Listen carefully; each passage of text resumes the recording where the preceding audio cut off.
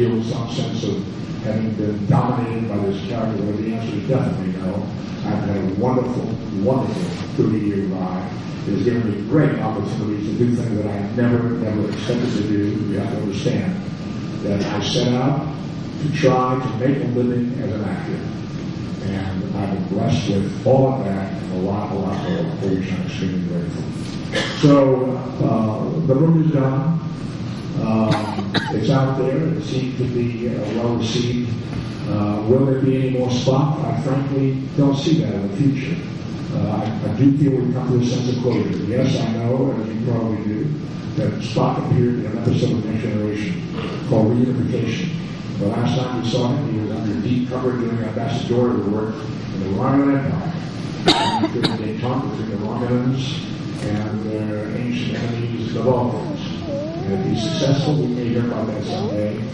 We'll actually go and visit that place and see what's going on there, or see if we get a verbal report from somebody. But in any case, that's the last I've seen of Spock, except that I did write to him. And I asked him to do an introduction to this book. I'll read a little bit of his response. He's not quite as sanguine about the identity issue as I am these days. He said to me, "Dear Mr. Nimoy, I write this note in response to yours, which asks, would you consider writing a foreword to my new book? This book, you inform me, contains a saga of your experiences in your various capacities as actor, writer, director, and producer of Star Trek stories. It is to be called I Am Spock." I must admit to some degree of confusion.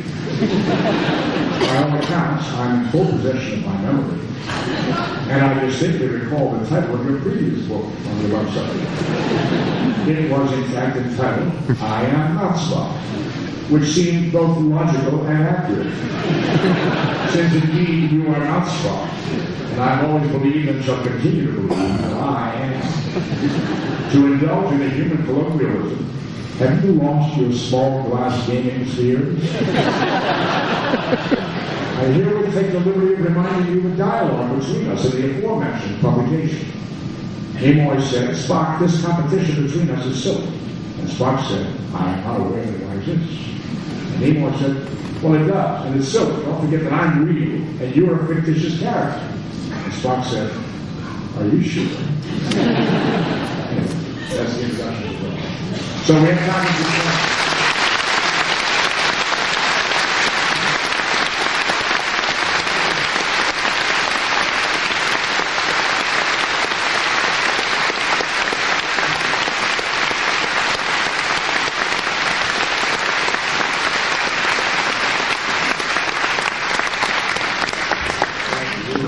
We have time for questions. What would you like to ask? Yes. You have to speak up. Who was my first? My first love? Who was my first love? This is a personal question. That's very good for openers. What's the next question?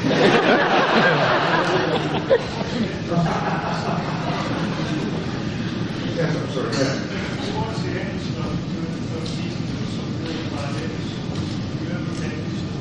There was some really bad episodes and what?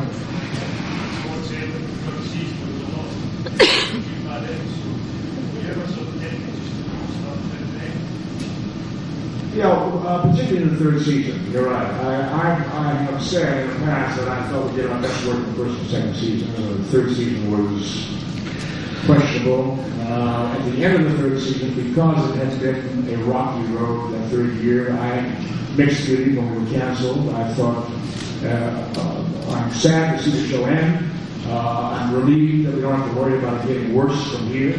I thought we had done a proud body of work, and I was more interested in keeping that intact than simply pushing on just for the sake of manufacturing more product. Unless there was some real substance to it, I felt we should not continue. So I have mixed feelings about the third season. If we could have done some more good work, we would have happily done it, but there was no guarantee. And Gene Roddenberry was gone and left the show by the time Gene Coon, who was an excellent producer for us and designed a lot of our best material. The second season was gone, and we couldn't seem to find our footing again. So I was concerned about continuing. Yes, the gentleman. My opinion of the new series. I have seen quite a bit of The Next Generation. I have seen very little, really, of Deep Space Nine and Voyager. My immediate reaction when they first told me the idea to do a new series, which would be done with an entirely new crew, an entirely new cast, frankly, was skeptical. I'm sure it had to do with my ego. I thought, how can they do that without us? The answer was very nice.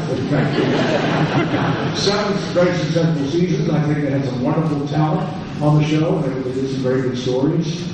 I envy them the great production values they were able to bring to the show, because they were working with much more generous budgets and much more ample time than we had. We shot our shows very, very quickly and very inexpensively, as you know. If you watch some of the shows carefully, you can see the rocks shake as we walk by. But on the other hand, our shortage of funds, I think, created some ingenuity on our show. And we had to be resourceful and find interesting and clever ways to get around the short budgets. But their shows have been handsomely mounted, and I think they're both very good. I know that Deep Space Nine has not had as much success as the Next Generation series. My only thought is that it's about a space station rather than a spaceship. And Star Trek is supposed to be about boldly going somewhere, and the space station doesn't go. So that may be a problem for them. It's the sense of adventure that they have to struggle to capture. Yes, yes.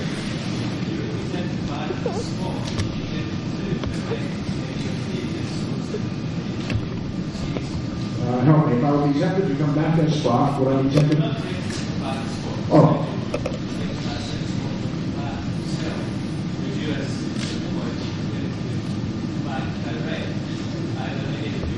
Oh, thank you. If I did not come back as Spock, would I come back to direct? Yes, of course I would. I may have my phone number then. They asked me to direct the last film, the Generations film, and to appear in it. The role that they offered was very, very small. The story really was essentially about the Next Generation cast and Luke Shatner and that story you saw. There was a token handful of lines of dialogue for Spock, and I thought I'd really rather not do a token performance of Spock. Spock is going to be meaningful to the story and to be happy to come to the work. As far as directing the project was concerned, I simply was not attracted to the story that they wanted to tell. I read the script. I was not attracted to it, and decided that perhaps they'd better find someone who would get really enthusiastic about it, because I could not, frankly. And I let it go with that. But if they would call again and ask me to read the script, I'd be happy to. Yes.